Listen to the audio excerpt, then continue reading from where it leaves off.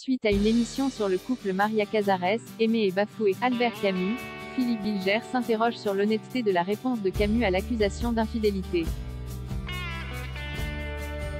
Il y a des personnalités admirables et si exemplaires, que ce soit sur les plans intellectuels, philosophiques et politiques, qu'on n'hésite pas à s'intéresser à tous les secteurs de leur existence, même les plus intimes. Avec une curiosité aiguisée pour la manière dont elles ont appréhendé bonheur et infortune, ainsi que l'humain dans sa plénitude. Le 25 novembre, une remarquable émission a été consacrée au couple Maria Casares-Albert Camus, à leur passion durable et intense jusqu'à la mort de l'écrivain, Maria Casares et Albert Camus, Toi, ma vie, sur France 5.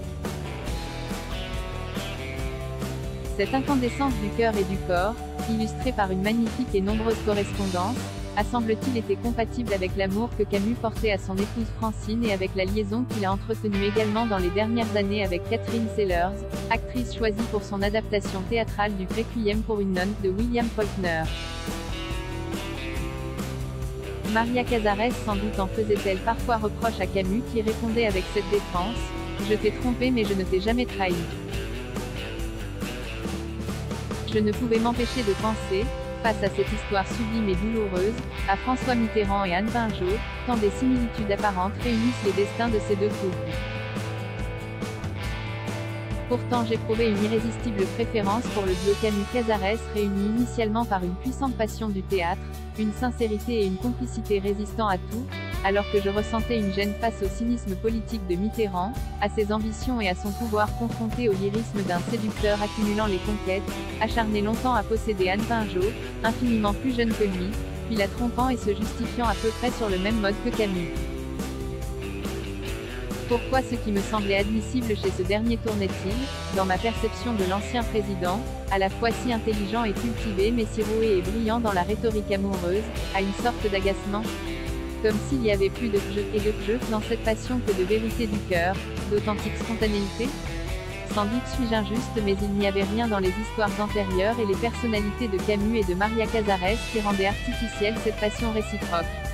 Elle apparaissait comme la suite nécessaire de sensibilités naturellement disposées à connaître cet enchantement et parfois ces amertumes d'une union exacerbée mais fragilisée par les parcours professionnels de l'un et de l'autre. Albert Camus avec Maria Casares, c'était une évidence. Maria Casares avec Albert Camus, c'était une fatalité dès le premier regard. Cependant, pour Camus, j'aimerais être convaincu d'emblée et sans réserve par cette belle formule, tromper mais sans trahir, alors que je ne le suis pas et que j'y vois surtout un sophisme qui autorise, par rapport à une règle à laquelle on a paru consentir, toutes les exceptions. Je conçois tout ce qu'on pourrait invoquer au bénéfice de Camus qui se serait livré, dans le domaine sexuel, à une sorte d'inconstance en se défendant pourtant de porter atteinte à l'union essentielle malgré la multiplication des liaisons accessoires ou non. Par exemple, la liaison avec Catherine Sellers aurait été sans conséquence sur son lien fort avec Maria Casares. N'y a-t-il pas là, contre la splendide réalité de la fidélité, quand l'autre vous la permet, qu'elle est choisie et non contrainte ni conventionnelle, une apologie facile de l'éparpillement qui laisserait intacte la passion centrale nécessaire, quand les autres appétences seraient contingentes?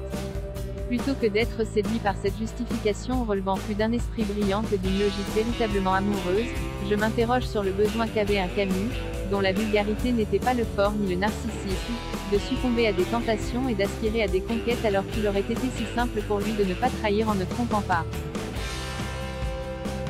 Besoin de séduire sans cesse et à tout prix, faiblesse d'un homme trop beau et trop désiré ne se retenant pas, ne s'empêchant pas, volonté, au fil du temps, de se partager entre l'unique Maria Casares et les élans du corps le poussant vers d'autres. Ces contradictions ne m'auraient pas troublé de la part d'une personnalité ordinaire, qui n'aurait d'ailleurs pas éprouvé la subtilité entre tromper et trahir et se serait livrée à des infidélités classiques, mais elles me questionnent, s'agissant de Camus. Comme si je ne supportais pas, chez lui, une sorte d'abandon, de conformisme, contradictoire avec le feu qu'il aurait dû réserver à Maria Casares puisqu'il ne cessait de lui écrire qu'il brûlait pour elle comme au premier jour. Il n'est pas indécent, puisque rien de ce qui concerne Camus ne nous est aujourd'hui étranger, de se pencher sur un être ayant su honorer l'intégrité de l'intelligence et le sens de la justice tout en jouissant de la sensualité de la vie, de la beauté des choses et de la présence des femmes. Le mur des comptes price, 18,90 € 34 UZ et new available from 1,64 € un avocat général s'est échappé price,